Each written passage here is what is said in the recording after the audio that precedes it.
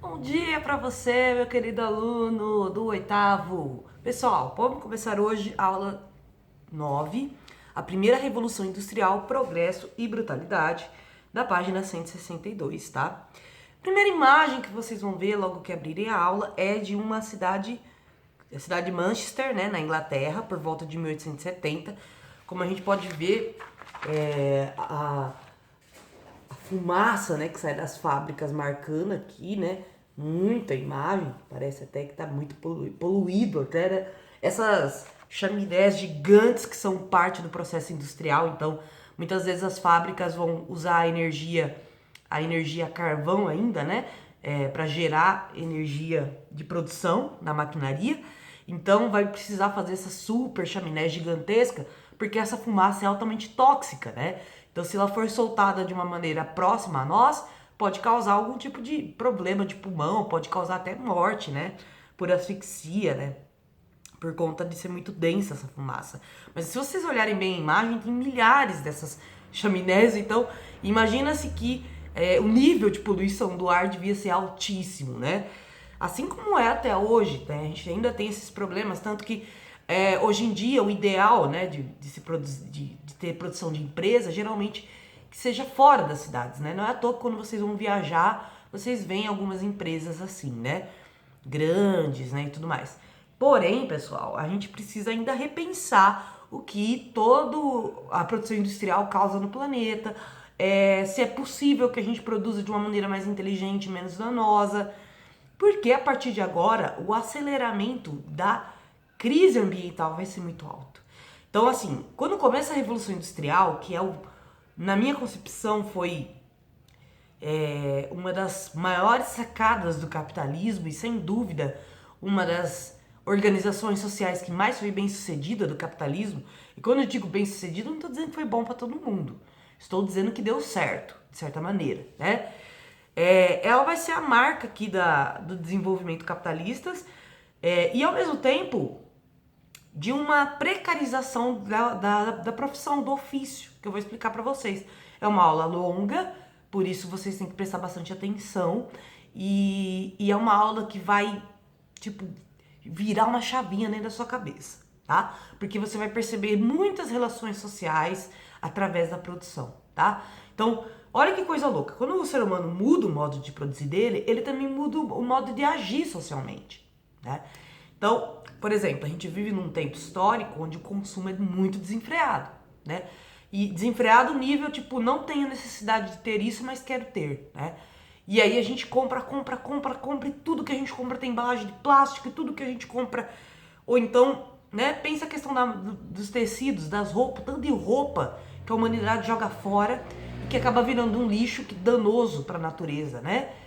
Então, hoje em dia, a industrialização, o nível que a gente está, eles incentivam a gente a nunca consertar as coisas. A gente sempre quer trocar elas por algo novo. Isso é tão louco, galerinha, que isso entra até nas relações humanas, tá? O ser humano, ele se relaciona com o ofício, com o trabalho, de uma maneira muito filosófica, muito profunda. Então, a maneira que uma sociedade produz é a maneira, muitas vezes, que ela age, né? E como a nossa sociedade é uma sociedade que desvaloriza o conserto e que tudo fica ultrapassado muito rápido, né? As nossas relações sociais também são assim. Então, não surpreende que as pessoas, hoje em dia, assim como tudo que é produzido, saem de um relacionamento para entrar no outro constantemente, né? Então a pessoa tava com uma outra, cansou, assim como o produto cansa, como um determinado produto deixa de ser uma novidade desejável, e ela troca a outra pessoa simplesmente por algo novo, né? Então, a diversidade de produtos que tem no mercado, né? O tanto de opções de tecnologia que a gente tem, faz com que a gente fique tão deslumbrado que a gente não queira manter um celular por 5 anos. A gente quer trocar a cada 2 anos no máximo, né? E muitas vezes nas nossas relações acaba sendo assim. Então, tipo, tem uma amizade, que é uma amizade profunda, que a pessoa super curtiu você, e aquela coisa frenética, e do nada você deixa de ser amiga da pessoa, e você sente por dentro que foi chato isso, e que você sente falta dela. Mas qual que é o primeiro pensamento nosso de agir baseado na sociedade que a gente vive? Próximo, né? Infelizmente é isso que a gente faz. A gente olha e fala, tudo bem, eu tenho várias outras pessoas para conhecer. Ainda mais hoje em dia que a gente tem rede social, né? Que a gente tem comunicação pela internet. Então, da mesma maneira que as nossas relações acabaram sendo afetadas pela produção, imagina em nível mundial, todos os setores, natureza, meio ambiente, nosso modo de viver, nossos desejos, né? Então, a industrialização causou um impacto muito forte na nossa vida, tá? E vocês vão entender por quê. Aqui embaixo a gente tem trabalhadores destruindo uma máquina de fiar, que é por volta de 1900 na Inglaterra, tá? Depois eu vou explicar qual movimento social que é esse que destruía as maquinarias, tá? Por quê? Pessoal, vamos lá. Primeiramente, a partir de agora, quem é trabalhador vai sofrer muito. E quando eu digo sofrer muito, é sofrer muito mesmo, tá? Por quê? Eles vão ter jornadas de trabalho muito exaustivas.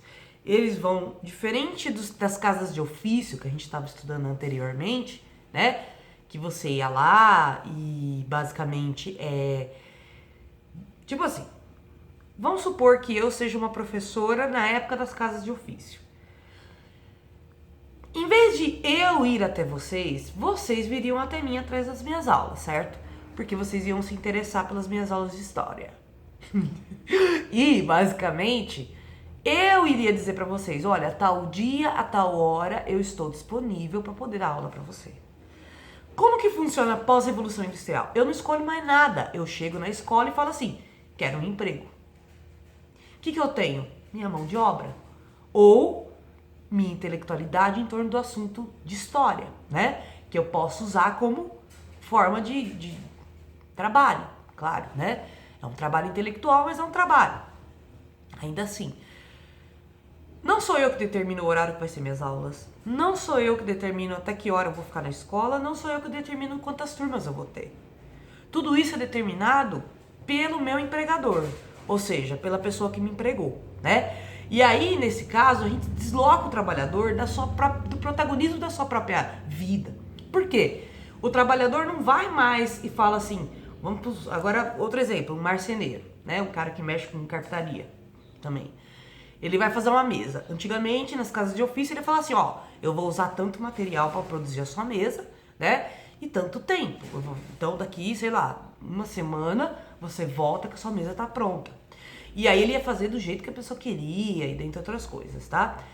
O que acontece? Acaba que chega, né?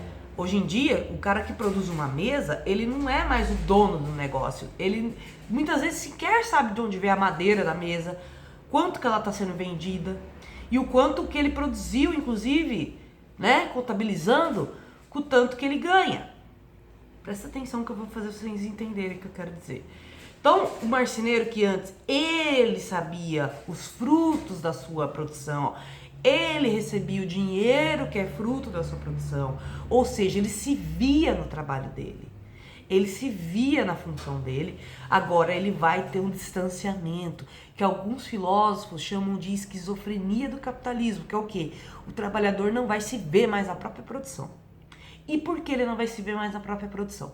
Porque ele vai produzir a mesa não mais baseado nas habilidades dele, mas baseado no que a indústria quer que ele faça. Se a indústria quer que ele faça só pé de mesa, ele vai produzir só pé de mesa. Se a indústria quer que ele trabalhe de segunda a segunda, 16 horas, para produzir mais de 1000 mesas aí por semana, basicamente, ele vai ter que produzir tudo isso.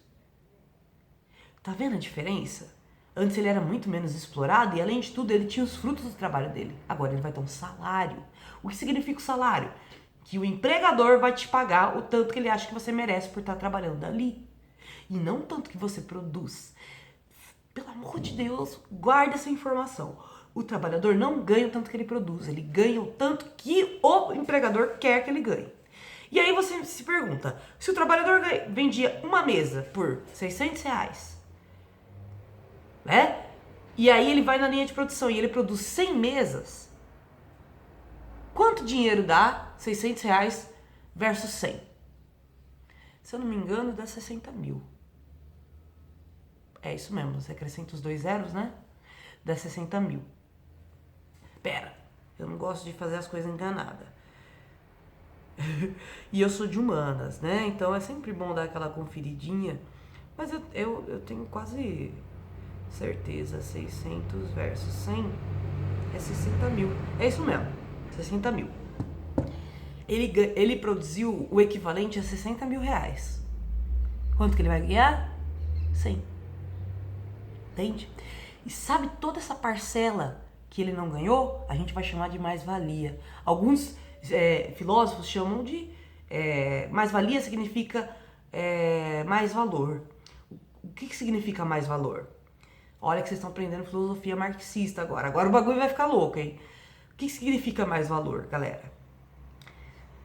Quando o trabalhador vende a força de trabalho dele, mas parte da produção dele não fica com ele. O lucro dessa produção fica com o patrão. É isso que a gente chama de lucro. Lucro não é você ganhar um dinheiro. Lucro é essa parcela do salário que não vai para o trabalhador e que fica na mão do empresário, né? Do dono da empresa. Então, em termos, o trabalhador a partir de agora, ele não se identifica mais com o que ele produz. Ele não se identifica mais com o que é feito. Ele não recebe o valor da sua produção. Cada vez mais ele desconhece a origem do produto, né, que ele está produzindo e os fins que isso vai dar, né? E cada vez mais o trabalho passa a ser desvalorizado, bem como a vida dos trabalhadores. Por isso que muitos trabalhadores vão se revoltar contra as indústrias e quebrar as maquinarias. Porque uma maneira de você quebrar essa lógica é não produzir. Você já parou para pensar por que as pessoas chamam as outras de vagabundo? Você já parou pra pensar? Por que vagabundo é um xingamento? Todo mundo gosta de vagabundear um pouquinho. E quando eu digo vagabundear, é o seguinte, tempo ósseo. Aquele tempo que você não produz nada, né? Se todo mundo gosta de ter um tempinho livre, por que a gente considera a coisa de vagabundo? Porque, na verdade, a sociedade capitalista, ela impregna a ideia de que você tem que produzir o tempo todo, né? Que você tem que trabalhar o tempo todo. Só que é curioso, porque isso só vale para a classe trabalhadora, isso não vale para a burguesia. Pelo contrário, quando a burguesia tem um tempo ósseo, ela vira capa de revista, ela vira assunto do programa de domingo. Ai, olha só as férias do fulano, famosão, burguês, safado, que é ricaço e que tá curtindo as férias na Ilha do Caribe. Então, assim, quando se trata do ócio do rico, quando se trata do ócio do pobre, é vagabundo, quer morrer de fome. Mas todo ser humano precisa de um tempo livre. Isso faz parte do nosso processo criativo e também faz parte da nossa própria humanidade, né? Vários filósofos da história da humanidade adoravam tirar um cochilo no meio da tarde, né? Eles não eram pessoas que produziam 100% o tempo todo e justamente por isso foram pessoas muito inteligentes, que colaboraram muito com o pensamento humano. Uma pessoa que produz muito, esgotamento mental, meus amores. E tudo isso é relacionado à produção industrial. Então, esgotar mentalmente os trabalhadores era uma forma, sim, de controlar a classe trabalhadora. Então, quanto mais eles produziam, mais cansados eles ficavam, mais exaustos eles ficavam, mais eles não tinham como mais se manifestar, né, dentre outras coisas. E aí, uma das maneiras mais violentas aí de manifestação deles era quebrar a maquinaria, porque se a produção é o que garante o lucro ao patrão, a gente para de produzir, ponto. É greve, né? É a famosa greve, que ainda, até hoje, é o maior instrumento de força da classe trabalhadora. Parar a produção para pedir os seus direitos. Nessa época não haviam direitos trabalhistas, era criança trabalhando, era mulheres parindo no meio da fábrica. Não é à toa que junto com a industrialização vão surgir os movimentos como o feminismo, vão surgir movimentos como o anarquismo, o socialismo. Nada disso surge por um acaso. Nada disso surgiu porque as mulheres ficaram, quer saber? Eu vou criar uma teoria contra os homens, como muita gente pensa.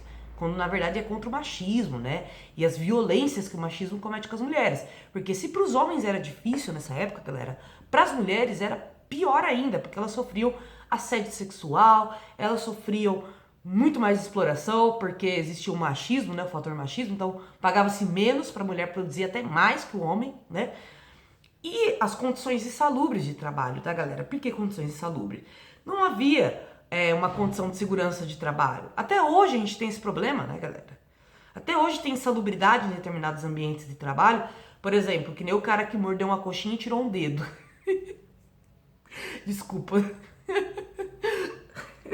O cara tirou o dedo da boca, mano. Mas enfim. Isso é um exemplo de insalubridade, porque, mano, se esse trabalhador perdeu o dedo e teve que continuar ralando a carne, ele perdeu o dedo, cara. E ninguém falou, não, vamos tirar o dedo do cara ali da carne moída. Não, deixa aí mesmo. Quer dizer, a vida desse cara não vale nada, desse cozinheiro, né? Então, e é interessante porque se não fosse por ele, não teria carne lá moída pra comer a coxinha. Nem o dedo dele no meio, né? Enfim.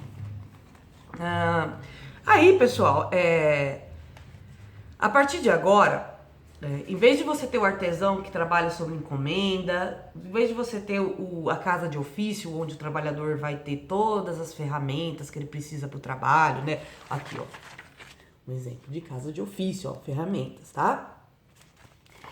Tudo isso vai ficar na fábrica. Então, eles tiram do trabalhador o protagonismo do seu trabalho, ou seja, eles tiram a lucratividade do trabalhador, né? Porque o trabalhador vai produzir muito mais do que de fato ele ganha. Eles tiram os instrumentos de trabalho dele, ou seja, a partir de agora, esses instrumentos antigos vão ser ultrapassados e vão surgir as maquinarias. E as maquinarias estarão dentro das indústrias. Então, o trabalhador já não tem mais os instrumentos de trabalho dele e ele também já não tem mais... Gente, só fazendo um adendo sério, bem sério. Vocês acham que era pra eu, enquanto professora, não ter uma lousa na minha casa, não ter um material mínimo para poder dar uma aula, entende, de história? E eu não tô falando porque eu trabalho numa escola ou numa outra, eu sou professora, já fui professora de várias escolas, é o mesmo piso salarial, né? A questão não é a escola em si, o ângulo em si, a questão é a condição do trabalhador, né? Que é determinada pelo Estado, que é determinada pelo governo, né? Então, assim, eu consigo visualizar essas condições no meu trabalho hoje. Porque eu consigo, pra vocês verem como as coisas permaneceram, eu consigo perceber que os instrumentos necessários pro meu trabalho não estão na minha mão. Até a apostila que eu uso para dar aula para vocês não pertence a mim, pertence ao ângulo, né? Não fui eu que formulei essa apostila, nem participei de nada. Embora ela seja excelente, eu não posso reclamar do material de vocês. É muito atualizado e debate tudo que é necessário na história, né? Mas é preciso repensar tudo isso, né? Por que o professor muitas vezes não tem como comprar o livro que está sendo mencionado na apostila, porque ele é mais de R$300 e não tem condição de comprar? E isso vale para qualquer professor, como eu falei, né? Então, assim, ou então assim, mas professor universitário ganha bem, mas o professor universitário quase enlouquece de tanto artigo científico que ele tem que produzir. Então, de certa maneira, quanto melhor o salário, maior a exploração também, né? Na lógica da educação, nesse caso aqui. Mas se você pensar que professor de educação básica está alfabetizando as crianças, que é um super trampo difícil, e ganha um salário baixo, que é o piso salarial, inclusive um dos mais desvalorizados, né? Que é ridículo. Eu sou professora como eles, e não tem porquê um professor de ensino médio ganhar mais a hora-aula do que um professor de ensino básico. Não tem lógica isso, né? Então, assim, infelizmente, a nossa sociedade vai se dever por toda essa lógica de industrialização, tá? É claro que, para casos que nem o Brasil, que o trabalho era escravo, a gente já estava nessa lógica de grande produção e exploração extrema da mão de obra, a ponto de escravizar. Portugal já tinha sacado que isso ia ser uma forma de acumular riqueza fácil, explorando o outro, fazendo o outro trabalhar para mim, pondo ele na condição de escravo. Mas a Inglaterra, como eles não podiam fazer esse movimento de escravização, eles vão fazer essa questão do assalariado. Então, em vez de ser um escravo que eu vou pagar para ter posse sobre ele, eu vou pagar um salário bem menor, que inclusive era menor do que o preço de um escravo nessa época, para um trabalhador produzir o mesmo tanto que um escravo produziria. E vou chamar isso de salário. Então, continuando, a gente vai ter aqui uma linha do tempo, galera, bem interessante sobre o desenvolvimento das máquinas, tá? Que eu vou fazer a leitura com vocês da página 165. A máquina a vapor foi aperfeiçoada por James Watt. O cilindro concentrava o vapor cuja força liberada movia as engrenagens de máquinas e motores. Energia pelo fogo, basicamente. A energia, ela pode ser produzida de qualquer maneira, tá? A gente consegue, inclusive, energia eólica, que é aquela energia que você pega através do vento, né, da força do vento. A gente tem a energia solar, que hoje em dia também é possível através de captação do calor do sol, né? E que é ridículo que nada... Gente, como que pode a nossa sociedade não ter se tornado completamente sustentável ainda nesse aspecto, né? E a energia elétrica, que de todas é a menos avançada, né? Mas que nessa época ainda não existia, que é essa energia que pega da força das hidrelétricas, né? Eles instalam hidrelétricas em rios muito grandes, destroem o rio, obviamente, porque não sobrevive nada diante da hidrelétrica, qualquer peixe que passa por ali é moído, né? Dependendo da situação. E eles usam essa força das águas para gerar energia elétrica. Nessa época não tinha, então era energia por combustão. Hoje em dia, energia por combustão é energia de combustível, tá? Que faz basicamente a mesma coisa. O motor do carro queima o combustível, por isso sai aquele cheiro de gasolina, né? E que basicamente faz o carro se mexer, que é o que funciona ali, tá? É claro que o carro também tem outros mecanismos, né? Que é a bateria, né? Que gera energia, dentre outras coisas. Então, James E. Graves criou o Spinning Jenny, uma máquina capaz de produzir 8 fios ao mesmo tempo. Essa máquina possibilitou substituir 8 trabalhadores por um. E vocês não pensem que essa pessoa que está trabalhando aqui está trabalhando o mesmo tanto que ela trabalhava quando era 8 trabalhadores. Porque a ideia da máquina é justamente não pagar 8 salários, pagar só um para explorar uma pessoa como se fosse 8. Tem um documentário que ganhou Oscar no ano passado que chama American Industry, acho que é a indústria americana, no português, tá na Netflix. Vocês vão entender o que eu tô falando se vocês assistirem esse documentário. A linha de exploração de uma linha de produção é muito grande, tá? Então, literalmente eles vão tirando trabalhadores e falando, agora você vai ter que fazer a função de 2, agora você vai ter que fazer a função de 3, né? E sendo uma pessoa só, acaba sendo um pouco cruel. Então, Edmund Kate White aplicou a tecnologia da máquina a vapor ao tear mecânico. A produção aumentou muito e os custos diminuíram. E por último, em 1814, o mecânico George Stephenson construiu a primeira locomotiva movida a vapor capaz de puxar uma carga de 30 toneladas, 5 km por hora, revolucionando os transportes do início do século XIX, que viria a ser o trem, né? E não é à toa que surge a industrialização, aumenta a produção, precisa-se de um meio de transporte para isso. E aí vem a invenção do trem a vapor, tá?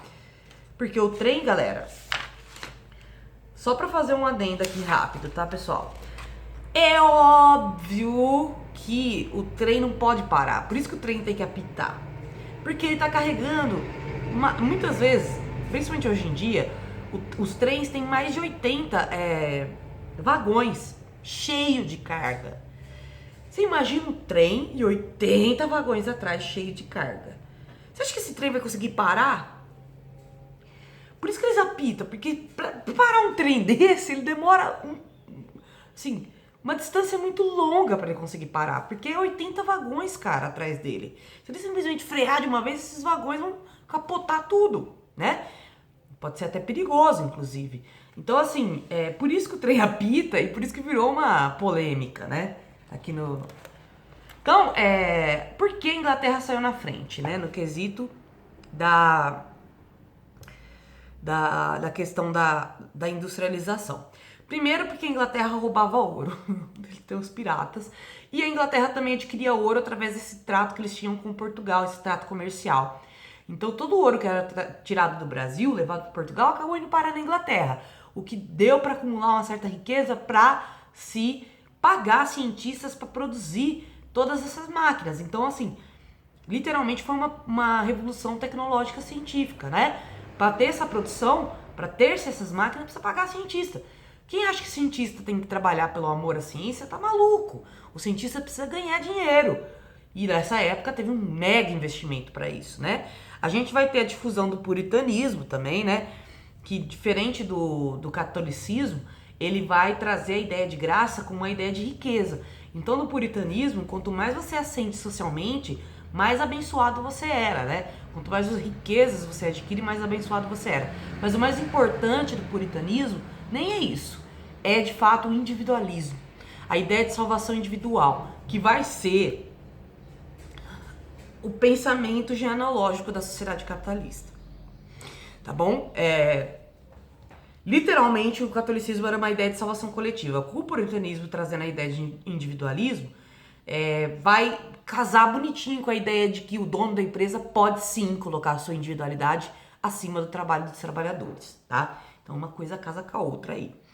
As medidas adotadas pela dinastia Tudor, então eles eram reis que valorizavam, né, as atividades comerciais, e eles também fizeram cerceamentos, né, capitalistas, que é o quê? Pegar grandes propriedades de terra, expulsar os trabalhadores camponeses dali, tristeza, né, de pensar isso, porque esses trabalhadores camponeses vão acabar se tornando essa mão de obra da indústria super mega explorada, né? Em comparação ao campo, eles ganhavam um pouco melhor e viviam melhor do que trabalhando nas indústrias. E aí eles vão transformar tudo em monocultura, né? Predominantemente de algodão, por conta do fato de que a indústria têxtil vai ser a primeira grande indústria da Inglaterra, tá? E aí vai ter o industrialismo, que vai ser basicamente a estrutura do absolutismo inglês. Tudo que eu já expliquei para vocês, beleza? Então, por último, com esse distanciamento do trabalhador da sua capacidade de gerar o próprio trabalho, ele vai ter um distanciamento do seu próprio ofício. Isso explica, galera, porque tanta gente hoje odeia trabalhar. Não porque o trabalho em si é ruim, mas as condições de trabalho são ruins, tá? Então, assim, é que nem a galera fala, você vai ser professora, mas é péssimo ser professora. Não, gente, não é péssimo ser professora. Ser professora não é ruim. É a condição de trabalho do professor que é péssima, sabe? Não é o fato do ofício ser ruim. Porque aí dá a ideia de tipo assim, infelizmente eu escolhi errado o meu ofício. Mas não é que eu escolhi errado, nem eu, nem você, nem ninguém. É que a condição de trabalho desse ofício é muito ruim. E é possível de melhorar através da luta social, né? Então, outra coisa que eu gostaria de finalizar, isso explica também o aumento de alcoolismo entre a classe trabalhadora, né? O alcoolismo entre os ricos é bem visto. Como eu disse, tudo que os ricos fazem, a partir de agora, vai ser visto como ideal, né? Até quando os ricos são bêbados, vamos dizer assim, eles falam que eles são boêmios, né? Porque o cara ele vive uma vida boêmia, que é muita bebida, mulheres, né? E quando é o pobre que faz isso, ele é cachaceiro. Vocês veem como tem uma visão de classe, de preconceito, né? E o pobre faz isso, muitas vezes, o trabalhador, ele enche a cara no final de semana porque é uma fuga. Ele não suporta a semana toda de trabalho dele. Ele não se vê no trabalho dele. Ele não ganha as riquezas do trabalho dele. Então a primeira coisa que ele faz quando ele sai do trabalho é querer se desfragmentar daquela identidade.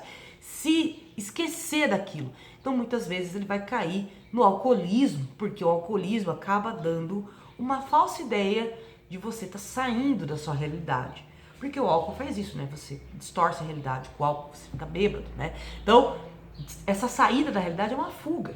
E isso explica porque nessas épocas, né, e até hoje, a classe trabalhadora é muito envolvida com a questão do alcoolismo. E é um problema social grave, pois pode levar sim ao consumo de drogas de fato. Porém, meus queridos, continuando aqui, entretanto, vale lembrar que existem razões muito diferentes entre esse trabalhador que bebe para, né, esquecer de todo o sofrimento da semana, cansado, exausto da sua função de trabalho, querendo se descolar daquela condição através da bebedeira, através do alcoolismo, do boêmio que bebe só para se divertir mesmo, tá? Não condeno nenhum nem outro. A questão é entender as diferenças de classe aqui no caso, tá, meus queridos? Então é isso, meus queridos. Façam atividade 1. Um beijo para vocês. Qualquer dúvida é só chamar. Fiquem com Deus.